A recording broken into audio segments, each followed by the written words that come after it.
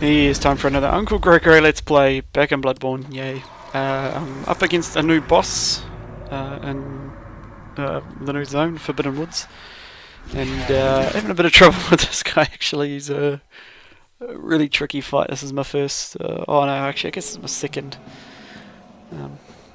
multi-guy boss. So I'm starting out with the entire trip there, so I've just kicked off at the lamppost, which is where you respawn once you die. And I'm putting on my hand lantern, which is a little light that hangs on your belt. Mostly I wear that because I think it looks pretty cool. And I'm just showing you the run there because it's probably one of the more annoying and harrowing runs from the lamp to the boss. And woo! A little bit extreme on the clothing there. I don't know what kind of weight it is. Does that in a lift? Yeah, the run. With this game, there's no like checkpoint right in front of the boss. It's, you know, there's usually a lamppost rather. You know, you respawn right outside the boss. There's usually like a shortcut or a checkpoint sort of thing. You'll open a door or unlock something, and then that'll help you get closer to the boss. But with the Forbidden Woods, it's effectively been it's kind of cut in half. There's the human half that you get through to unlock that tower in the elevator I just went down, and then there's the snake half. The snake half was kind of fun. You know, I was running around in it, exploring, wearing my poison resist, the best poison resist gear, because they're poison spitting snakes. One of the guys, the first guy I came across, I think he's one of his similar models up here. They ran up to fight this guy, and he like shudders, and then his head turns into a big pile of snakes. Yeah, just like that. So yeah, finding the boss is pain in the ass enough. All this like running there is pretty pain in the ass. Yeah. Lost my train of thought. And running past all of the enemies on your way to the boss always feels so cheap to me, but I want to get to the boss with the maximum amount of pots and ammo and stuff I possibly can.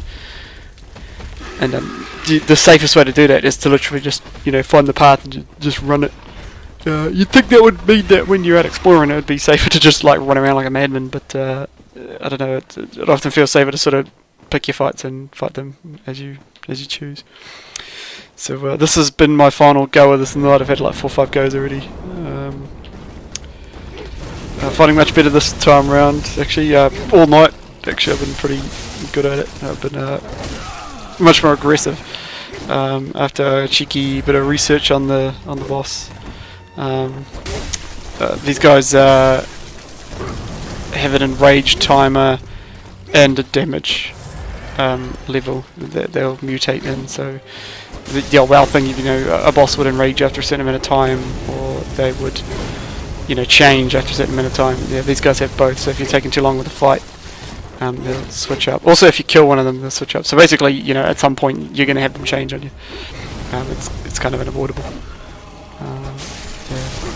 So the Shadows of Yharnam, they're called. Very hunter-like looking dudes. There's number 1, who is the guy wielding the katana. I'm calling them 1, 2 and 3 just because that's where their health meters are. Number 2 is the dude with the candle who's firing that cone of fire.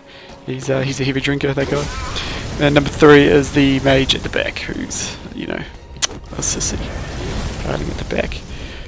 And this next bit I was actually kind of proud of. Oh no, it's not coming up. So I'm trying to spread my damage around. The idea would being that I, you know, weaken them a bit first before they transform and I have to deal with them.